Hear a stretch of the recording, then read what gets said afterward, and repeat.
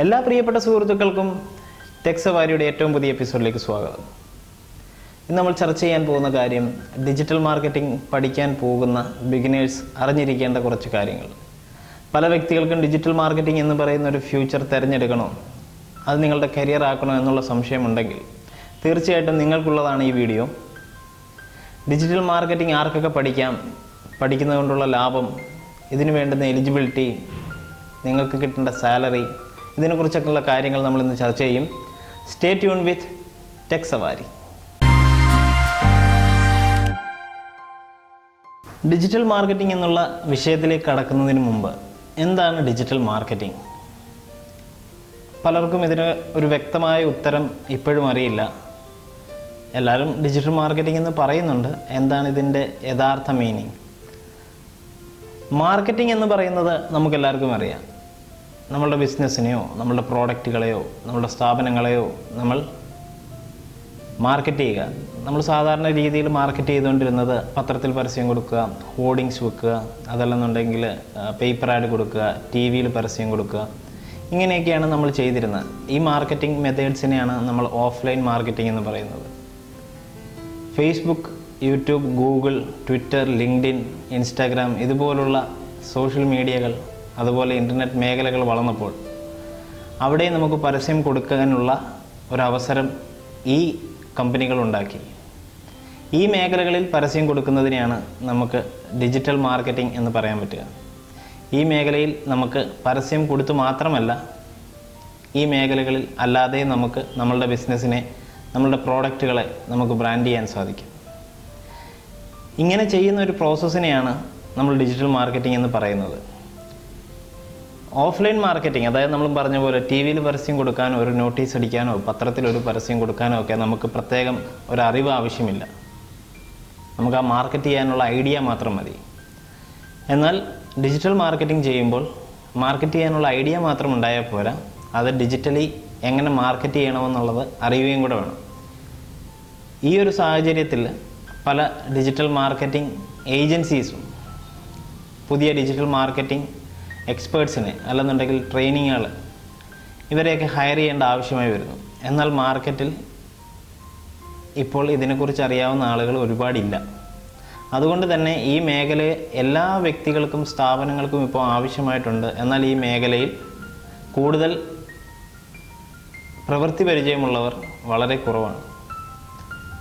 അതുകൊണ്ട് തന്നെ digital marketing എന്ന് പറയുന്ന മേഖലയിൽ നിങ്ങളുടെ തൊഴിൽ സാധ്യത 100% വരുന്ന 5 കൊല്ലത്തിൽ ഉറപ്പായിട്ടും നിങ്ങൾക്ക് ഉറപ്പിക്കാൻ നല്ലൊരു ജോലി നിങ്ങൾക്ക് കിട്ടുമെന്നുള്ളത്.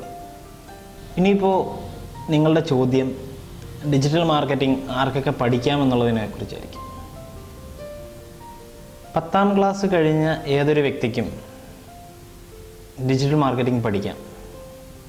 പക്ഷേ ഡിജിറ്റൽ മാർക്കറ്റിങ്ങിന് കുറച്ച് ടെക്നിക്കൽ നോളജ് നിങ്ങൾക്കുണ്ടാവണം. അതായത് ഒരു കമ്പ്യൂട്ടർ ഉപയോഗിക്കാനുള്ള കഴിവ്, ഇൻ്റർനെറ്റ് മേഖലയെക്കുറിച്ചുള്ള നിങ്ങളുടെ അറിവ്, സോഷ്യൽ മീഡിയയെക്കുറിച്ചുള്ള നിങ്ങളുടെ അറിവ്, ഈ കാര്യങ്ങളൊക്കെ ഡിജിറ്റൽ മാർക്കറ്റിംഗ് പഠിക്കാൻ വളരെ നിർബന്ധമാണ്. കാരണം ഇത് പ്യുവർലി നമ്മൾ ഇൻ്റർനെറ്റിലൂടെ മാത്രം ചെയ്യുന്നൊരു പ്രോസസ്സാണ്. അതുകൊണ്ട് 10ാം ക്ലാസ് കഴിഞ്ഞ് ആർക്കും പഠിക്കാമെന്ന് പറയുമ്പോൾ 10ാം ക്ലാസ് കഴിയണമെന്നില്ല ഇൻ്റർനെറ്റ് നോളജ് ഉണ്ടാവണം. എന്നാൽ ബേസിക്കായിട്ട് ഞാൻ പറയുകയാണ്, 10ാം ക്ലാസ് കഴിഞ്ഞ ഒരാൾക്ക് നന്നായിട്ട് ഇൻ്റർനെറ്റ് ഉപയോഗിക്കാൻ അറിയാമെങ്കിൽ തീർച്ചയായിട്ടും അവർക്കും ഡിജിറ്റൽ മാർക്കറ്റിംഗ് പഠിക്കാം.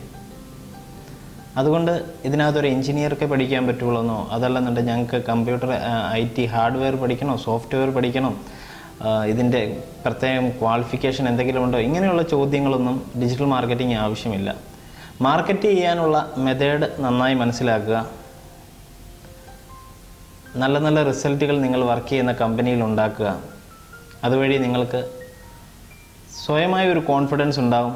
അതിലൂടെ നിങ്ങൾക്ക് നല്ല നല്ല ജോലികളിലേക്ക് അപ്ലൈ ചെയ്യാൻ പറ്റും. നിങ്ങളുടെ റിസൾട്ട്സ്, നിങ്ങൾ വർക്ക് ചെയ്തുകൊണ്ടിരുന്നപ്പോഴും നിങ്ങൾ ചെയ്തിരിക്കുന്ന റിസൾട്ട്സാണ് നിങ്ങൾക്ക് ജോലി നേടിത്തരുന്നത്. നിങ്ങളുടെ ക്വാളിഫിക്കേഷൻസ് അല്ല, നിങ്ങളുടെ സർട്ടിഫിക്കേഷൻസ് അല്ല, ഇതൊന്നുമല്ല നിങ്ങൾക്ക് ഡിജിറ്റൽ മാർക്കറ്റിംഗ് മേഖലയിൽ നിങ്ങൾക്ക് ജോലി ഉറപ്പിക്കുന്നത്, നിങ്ങളുടെ ശമ്പളം കൂടുന്നത്. ഇതിനൊക്കെ കാരണം നിങ്ങൾ ചെയ്ത ജോലിയിലെ റിസൾട്ടുകളാണ്. കമ്പനികൾക്കും അതുപോലെ തന്നെ പ്രോഡക്റ്റുകൾക്കുമെല്ലാം ആവശ്യം റിസൾട്ടാണ്. നമ്മുടെ സർട്ടിഫിക്കേഷൻസ് അല്ല അവിടെ ആവശ്യം. സോ എലിജിബിലിറ്റി ഇവിടെ ഒരു പ്രശ്നമല്ല, പക്ഷേ അറിവ് ഒരു പ്രശ്നമാണ്. അതുകൊണ്ട് ഇൻ്റർനെറ്റ് മേഖലയെക്കുറിച്ച് നന്നായി അറിയാവുന്നവർ ഡിജിറ്റൽ മാർക്കറ്റിംഗ് മേഖലയിലേക്ക് വരിക. ഇനി നമുക്ക് ഡിജിറ്റൽ മാർക്കറ്റിംഗ് മോഡ്യൂൾസിനെ കുറിച്ച് പരിചയപ്പെടാം. മോഡ്യൂൾസ് എന്നൊക്കെ പറഞ്ഞ് ഞാൻ നിങ്ങളെ കൺഫ്യൂഷൻ ആക്കുന്നില്ല.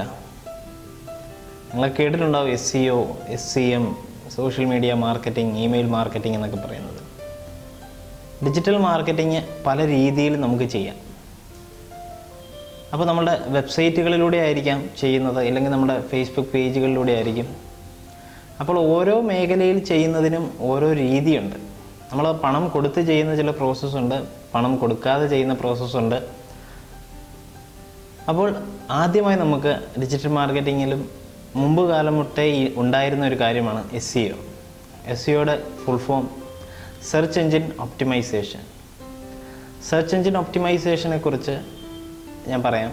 അതായത് നമുക്കറിയാവുന്ന സെർച്ച് എഞ്ചിനുകൾ ഏതൊക്കെയാണ്? ഏറ്റവും കൂടുതൽ ഉപയോഗിക്കുന്ന സെർച്ച് എഞ്ചിൻ ഗൂഗിളാണ്, യാഹൂ, ബിങ്. ഇതുപോലുള്ള സെർച്ച് എഞ്ചിനുകളിൽ നമ്മളുടെ വെബ്സൈറ്റിനെ സെർച്ചിൽ വരത്തക്ക വിധം നമ്മളുടെ വെബ്സൈറ്റിലുള്ള ആർട്ടിക്കിളുകളും എഴുതുന്ന ഇമേജസും വീഡിയോസും ഒക്കെ ഒന്ന് ഒപ്റ്റിമൈസ് ചെയ്യണം. അതായത് കൃത്യമായ കീവേഡുകളും ടാഗുകളും ഒക്കെ കൊടുത്ത് കൃത്യമായിട്ട് സെർച്ച് എഞ്ചിന് മനസ്സിലാക്കത്തക്ക വിധം നമ്മളുടെ വെബ്സൈറ്റിനെയും നമ്മളുടെ വെബ്സൈറ്റിലുള്ള കണ്ടൻറ്റുകളെയും ഒപ്റ്റിമൈസ് ചെയ്യുന്ന ആ ഒരു പ്രോസസ്സിനെയാണ് SEO എന്ന് പറയുക. SEO ചെയ്യുന്ന ഒരു വെബ്സൈറ്റിൻ്റെ സെർച്ച് റിസൾട്ട് പണം കൊടുക്കാതെ തന്നെ ഗൂഗിൾ സെർച്ചിൽ വരും. പക്ഷേ പുതിയതായി തുടങ്ങുന്ന ഒരു വെബ്സൈറ്റിന് SEO നമ്മളിപ്പോൾ ചെയ്യാൻ തുടങ്ങിയാൽ അടുത്ത മാസം ആ വെബ്സൈറ്റ് സെർച്ചിൽ വരണമെന്നില്ല. കാരണം കൂടുതൽ ഡേറ്റകൾ, കൂടുതൽ ഇൻഫർമേഷൻസ് നമ്മുടെ സൈറ്റിനെ കുറിച്ച് ഗൂഗിളിൻ്റെ സെർച്ച് എഞ്ചിനിലേക്ക് എത്തണം. അങ്ങനെ എത്തുമ്പോഴാണ് നമ്മളുടെ വെബ്സൈറ്റ് സെർച്ചിലേക്ക് വരിക. അപ്പോൾ കുറച്ച് ദീർഘകാലം നമ്മൾ ആ ഒരു പ്രോസസ്സ് ചെയ്യേണ്ടതായിരിക്കുന്നു. പക്ഷേ ഈ ചെയ്യുന്ന പ്രോസസ്സ് പെയ്ഡ് അല്ല. പെയ്ഡ് അല്ലാതെ സെർച്ച് എഞ്ചിനിൽ നമ്മളുടെ സെർച്ച് റിസൾട്ട് കൊണ്ടുവരുന്ന പ്രോസസ്സിനെയാണ് SEO എന്ന് പറയുന്നത്. അടുത്തതായി നമ്മൾ സംസാരിക്കാൻ പോകുന്നത് SEMനെ കുറിച്ചാണ്. SEM എന്ന് പറഞ്ഞാൽ സെർച്ച് എഞ്ചിൻ മാർക്കറ്റിംഗ്. മാർക്കറ്റിംഗ് എന്നുള്ള വാക്ക് വരുമ്പോൾ തന്നെ നിങ്ങളൊന്ന് മനസ്സിലാക്കുക, ഇതിലെന്തോ ഒരു പൈസ കൊടുക്കുന്ന പരിപാടി ഉണ്ടെന്നുള്ളത്. ഗൂഗിളിൻ്റെ സെർച്ച് എഞ്ചിൻ അല്ലെന്നുണ്ടെങ്കിൽ യാഹൂവിൻ്റെ സെർച്ച് എഞ്ചിൻ, ബിങ്ങിൻ്റെ സെർച്ച് എഞ്ചിൻ, ഈ സെർച്ച് എഞ്ചിനുകളിൽ നമുക്ക് പണം നൽകി നമ്മളുടെ വെബ്സൈറ്റിനെയോ അല്ലെങ്കിൽ നമ്മൾ വർക്ക് ചെയ്യുന്ന കമ്പനികളുടെ വെബ്സൈറ്റിനെയോ നമുക്ക് സെർച്ചിൽ കൊണ്ടുവരാൻ സാധിക്കും, പ്രത്യേകം കീവേഡുകൾക്കനുസരിച്ച്. അങ്ങനെ ചെയ്യുന്ന ആ പ്രോസസ്സിനെയാണ് നമ്മൾ സെർച്ച് എഞ്ചിൻ മാർക്കറ്റിംഗ് അല്ലെങ്കിൽ SEM എന്ന് പറയുന്നത്. ഗൂഗിളിൻ്റെ കാര്യത്തിലാണെന്നുണ്ടെങ്കിൽ ഗൂഗിൾ ആഡ്വേർഡ്സ് എന്ന് പറയുന്ന സെക്ഷൻ വരുന്നത് SEMൻ്റെ താഴെയാണ്. അതായത് ഗൂഗിൾ ആഡ്വേർഡ്സ് ഉപയോഗിച്ചാണ് ഗൂഗിളിൻ്റെ സെർച്ച് എഞ്ചിനിൽ നമ്മൾ പരസ്യം കൊടുക്കുക. ഇതിന് നമുക്കൊരു ബഡ്ജറ്റൊക്കെ ഫിക്സ് ചെയ്ത്, നമുക്കൊരു എമൗണ്ടൊക്കെ ഫിക്സ് ചെയ്ത്, ഒരു കീവേഡൊക്കെ ടാർഗറ്റ് ചെയ്ത് നമുക്ക് ചെയ്യാം. അങ്ങനെ അത് ചെയ്യാൻ പഠിക്കുന്ന ആ ഒരു പ്രോസസ്സാണ് SEM. സെർച്ച് എഞ്ചിൻ മാർക്കറ്റിങ്ങുകളെ കുറിച്ച് നിങ്ങൾ കേട്ടിട്ടുണ്ടാവും. പണം കൊടുത്ത് നൽകുന്ന ഒരു റിസൾട്ടിനെ, പണം കൊടുത്ത് കൊണ്ടുവരുന്ന ഒരു റിസൾട്ടിനെ ആണ് SEM എന്ന് പറയുക. SEMനെ കുറിച്ച് നിങ്ങൾക്ക് ചെറിയൊരു ധാരണ കിട്ടിയെന്ന് പ്രതീക്ഷിക്കുന്നു. അടുത്തതായി SMM, social media marketing. Social media മാർക്കറ്റിങ്ങിനെ കുറിച്ച് നമ്മളൊക്കെ കേട്ടിട്ടുണ്ടാകും. ഒരു പരിധി വരെയൊക്കെ പലരും സോഷ്യൽ മീഡിയ മാർക്കറ്റിംഗ് പഠിക്കാതെയൊക്കെ തന്നെ സോഷ്യൽ മീഡിയയിൽ നന്നായി മാർക്കറ്റ് ചെയ്യുന്നുണ്ട്. അപ്പോൾ സോഷ്യൽ മീഡിയ വഴി മാർക്കറ്റ് ചെയ്യാൻ വളരെ എളുപ്പമാണ്. രണ്ട് രീതിയിൽ നമുക്ക് മാർക്കറ്റ് ചെയ്യാം. ഒന്ന്, നമുക്ക് നല്ല നല്ല പോസ്റ്റുകളൊക്കെ ഇട്ട് കൂടുതൽ എൻഗേജ്മെൻ്റ് ഒക്കെ ക്രിയേറ്റ് ചെയ്ത് നമ്മളുടെ പേജ് ലൈക്സ് ഒക്കെ കൂട്ടി നമുക്കതുവഴി ട്രാഫിക്ക് നമ്മുടെ വെബ്സൈറ്റിലേക്ക് കൊണ്ടുവരാം. എന്നാൽ അതുകൂടാതെ സോഷ്യൽ മീഡിയ സൈറ്റുകളിൽ പരസ്യം നൽകിയും നമുക്ക് നമ്മളുടെ സൈറ്റിലേക്ക് ട്രാഫിക്ക് കൊണ്ടുവരാൻ പറ്റും. അപ്പോൾ സോഷ്യൽ മീഡിയ സൈറ്റുകളിൽ പരസ്യം കൊടുക്കാനും പ്രത്യേകം നമുക്ക് ഒരറിവുണ്ടായിരിക്കണം. കാരണം അതും ഒരു പ്രൊസീജിയറാണ്. ഇപ്പോൾ SEO ഒരു പ്രൊസീജിയറാണ്, SEM ഒരു പ്രൊസീജിയറാണ്, സോഷ്യൽ മീഡിയ മാർക്കറ്റിംഗ് ഒരു പ്രൊസീജിയറാണ്. എല്ലാം വെബ്സൈറ്റുകളിലേക്ക് സെർച്ച് കൊണ്ടുവരാനും ബിസിനസ് കൂട്ടാനും അതുപോലുള്ള ഇൻഡസ്ട്രിയിലേക്ക് കോൾ വരാനും ഇതുപോലുള്ള കാര്യങ്ങളൊക്കെയാണ് ചെയ്യുന്നതെങ്കിലും ഇതൊക്കെ നമ്മൾ പല പല രീതിയിലാണ് കൊണ്ടുവരുന്നത്. ഒന്ന് നമ്മൾ മാനുവലി സെർച്ചിൽ കൊണ്ടുവരുന്നു SEO, രണ്ട് നമ്മൾ പണം നൽകി SEM ചെയ്യുന്നു, മൂന്ന് നമ്മൾ സോഷ്യൽ മീഡിയ വഴി നമ്മുടെ വെബ്സൈറ്റിലേക്ക് കൊണ്ടുവരുന്നു. എല്ലാത്തിൻ്റെയും ഉദ്ദേശം നമ്മളുടെ ബിസിനസ് കൂട്ടുക, അല്ലെന്നുണ്ടെങ്കിൽ നമ്മൾക്ക് കൂടുതൽ ബിസിനസ് കോളുകൾ കൊണ്ടുവരിക, നമ്മുടെ വെബ്സൈറ്റിലേക്ക് ട്രാഫിക് കൊണ്ടുവരിക എന്നുള്ളതാണ്. പക്ഷേ ഓരോന്നും ചെയ്യുന്നതിന് ഒരു പ്രത്യേകം രീതിയുണ്ട്. സോഷ്യൽ മീഡിയ വഴി ചെയ്യുന്ന പ്രോസസ്സുകളെയാണ് സോഷ്യൽ മീഡിയ മാർക്കറ്റിംഗ് എന്ന് പറയുന്നത്. അതിനെ SMM എന്ന് പറയുന്നു. അടുത്തതായി പറയുന്നത് ഇമെയിൽ മാർക്കറ്റിങ്ങിനെ കുറിച്ചാണ്. ഇമെയിൽ മാർക്കറ്റിംഗ് ആണ് നാലാമത്തെ ഒരു മൊഡ്യൂളാണ്. ഇമെയിൽ മാർക്കറ്റിങ്ങിനെ കുറിച്ച് കൂടുതൽ ആർക്കും അറിയത്തില്ല, പക്ഷേ എല്ലാവരും ഇമെയിൽ മാർക്കറ്റിങ്ങിന് വിധേയരായിട്ടുണ്ട്. കാരണം നിങ്ങളുടെയൊക്കെ ഇമെയിലുകളിൽ എന്തുകൊണ്ടാണ് ഫ്ലിപ്കാർട്ടിൽ നിന്നും ആമസോണിൽ നിന്നും eBayയിൽ നിന്നും അതുപോലുള്ള സൈറ്റുകളിൽ നിന്നൊക്കെ എപ്പോഴും മെയിലുകൾ വരുന്ന കാണാം അല്ലേ? ഒരുപാട് മെയിലുകൾ നമ്മൾ ഓപ്പൺ ചെയ്യാറില്ല, എന്നാൽ കുറേയൊക്കെ മെയിലുകൾ നമ്മൾ ഓപ്പൺ ചെയ്യാറുണ്ട്. എങ്ങനെയാണ് ഇതെന്നും ഒരാൾ അവിടെ ഇരുന്നിട്ട് നമുക്ക് ഇന്നയാൾക്ക് അയക്കണം എന്നപ്പോൾ എനിക്ക് സുബിൻ ഇന്ന് രാവിലെ മെയിൽ അയച്ചില്ല, അതുകൊണ്ട് ഞാൻ കയറി അയക്കട്ടെ എന്നുള്ള രീതിയിൽ മെയിൽ അയക്കുകയല്ല. ഇമെയിൽ മാർക്കറ്റിംഗ് ഒരു വലിയ പ്രൊസീജിയറാണ്. നമ്മളൊരു വെബ്സൈറ്റിലൊക്കെ പോകുമ്പോൾ നമ്മുടെ ഇമെയിലൊക്കെ ടൈപ്പ് ചെയ്ത് കൊടുക്കാനായിട്ട് പറയും, എന്നിട്ട് നമുക്ക് വെബ്സൈറ്റിലേക്ക് കയറാൻ പറ്റുള്ളൂ. അങ്ങനെ ടൈപ്പ് ചെയ്ത് കൊടുക്കുന്ന ഇമെയിലുകൾ ഇവർ കളക്ട് ചെയ്ത് വെച്ചിട്ട് ബൾക്കായിട്ട് നമുക്ക് ഇമെയിൽ അയക്കാൻ പറ്റും. അങ്ങനെ നമ്മൾക്ക് ഈ ഇമെയിൽ അയച്ചു കഴിയുമ്പോൾ ഈ ഇമെയിൽ നമ്മൾ ഓപ്പൺ ചെയ്തെങ്കിൽ അതിൽ ഏത് ലിങ്കിൽ ക്ലിക്ക് ചെയ്തിട്ട് അത് ഏത് പേജ് വരെ പോയി കുറേ നേരം വെയിറ്റ് ചെയ്തു, നമ്മുടെ വെബ്സൈറ്റിലേക്ക് വന്നോ, ഈ കാര്യങ്ങളൊക്കെ അവർക്ക് ഇമെയിൽ മാർക്കറ്റിങ്ങിന് ഉപയോഗിക്കുന്ന സോഫ്റ്റ്വെയറുകൾ വഴിയോ ആപ്ലിക്കേഷൻസ് വഴിയോ ഐഡൻറ്റിഫൈ ചെയ്യാൻ പറ്റും. അപ്പോൾ ഇമെയിൽ മാർക്കറ്റിംഗ് എന്ന് പറയുന്നത് ഒരു പ്രൊസീജിയറാണ്. ഇമെയിൽ മാർക്കറ്റിംഗ് ചെയ്യണമെന്നുണ്ടെങ്കിൽ അതും വ്യക്തമായി അതിൻ്റെ ടൂൾസ് വഴി എന്തൊക്കെ ചെയ്യണം എന്നുള്ളത് കൃത്യമായിട്ട് മനസ്സിലാക്കാം. അപ്പോൾ ആ സെക്ഷൻ വേണമെന്നുണ്ടെങ്കിലും നമുക്ക് സ്പെഷ്യലൈസ് ചെയ്ത് പഠിക്കാം, ഇമെയിൽ മാർക്കറ്റിംഗ് മാത്രം. ഇപ്പോൾ നമ്മൾ പരിചയപ്പെട്ട ഈ 4 മോഡ്യൂളുകളിൽ ഏതെങ്കിലും ഒരു മോഡ്യൂൾ എടുത്ത് നിങ്ങൾക്ക് കൃത്യമായി സ്പെഷ്യലൈസ് ചെയ്ത് പഠിക്കാം. ഇത് കൂടാതെയുള്ള കുറച്ച് മോഡ്യൂളുകളുണ്ട്, പക്ഷേ ബേസിക്കായിട്ടും നിങ്ങൾ തീർച്ചയായിട്ടും SEO, SEM, email marketing, social media marketing അറിഞ്ഞിരിക്കണം. അതിലേതെങ്കിലും ഒരു സെക്ഷൻ നിങ്ങൾക്ക് കോൺസെൻട്രേറ്റ് ചെയ്യാം. അതുകൂടാതെ അതിൻ്റെ മറ്റ് സെക്ഷനുകളിലേക്ക്, അതായത് വെബ് അനാലിറ്റിക്സ് ആൻഡ് റിപ്പോർട്ടിംഗ് എന്ന് പറയുന്നുണ്ട്. അതായത് നമ്മുടെ വെബ്സൈറ്റിൽ വന്നേക്കുന്ന കണക്കുകൾ, എത്ര ട്രാഫിക് വന്നു, അതിൽ നിന്ന് എത്ര റവന്യൂ ഉണ്ടായി, ഇതുപോലുള്ള കണക്ക് കാര്യങ്ങളൊക്കെ നമുക്ക് ട്രാക്ക് ചെയ്യാൻ സാധിക്കും. അതും സെപ്പറേറ്റ് ആയിട്ട് നമ്മൾ മനസ്സിലാക്കണം. അപ്പോൾ അതിനെ ആ ഒരു സെക്ഷൻ പഠിക്കണമെങ്കിൽ വെബ് അനാലിറ്റിക്സ് ആൻഡ് റിപ്പോർട്ടിംഗ് എന്ന് പറയുന്ന സെക്ഷനുണ്ട്. പിന്നെ മൊബൈൽ മാർക്കറ്റിംഗ് ഉണ്ട്. മൊബൈൽ മാർക്കറ്റിംഗ് എന്താണെന്ന് നമുക്കറിയാം. നമുക്കിപ്പോൾ വാട്സാപ്പ് വഴിയോ അല്ലെന്നുണ്ടെങ്കിൽ മെസ്സേജസ് ത്രൂവോ നമുക്ക് ഏതെങ്കിലും ബിസിനസ്സുകളെക്കുറിച്ച് നമുക്ക് മാർക്കറ്റ് ചെയ്ത് മെസ്സേജസ് അയക്കാവുന്ന ഒരു സെക്ഷനാണ് മൊബൈൽ മാർക്കറ്റിംഗ്. ഇതിൽ ഇൻബൗണ്ട് മാർക്കറ്റിംഗ് എന്ന് പറയുന്ന ഒരു കാര്യമുണ്ട്. ഇൻബൗണ്ട് മാർക്കറ്റിംഗ് ആണ് നമ്മൾ പ്രത്യേകം ശ്രദ്ധിക്കേണ്ടത്. എന്താണ് ഇൻബൗണ്ട് മാർക്കറ്റിംഗ്? ഇൻബൗണ്ട് മാർക്കറ്റിംഗ് എന്ന് പറഞ്ഞാൽ നമ്മൾ സെർച്ച് ചെയ്യുന്ന ഒരു കാര്യത്തിനെക്കുറിച്ച് പരസ്യം കൊടുക്കുന്നു. എന്നാൽ പരസ്യം കൊടുക്കുമ്പോൾ നമ്മൾ സെർച്ച് ചെയ്ത കാര്യത്തിന് റിസൾട്ട് നമ്മൾ കണ്ടു, പരസ്യം കൊടുത്ത് നമ്മൾ കണ്ടു. പരസ്യം കൊടുക്കാതെയും ചിലപ്പോൾ കാണാം, SEO ചെയ്തിട്ടുള്ള ഏതെങ്കിലും സൈറ്റുകളിൽ നിന്നും വരാതെ പോലെ.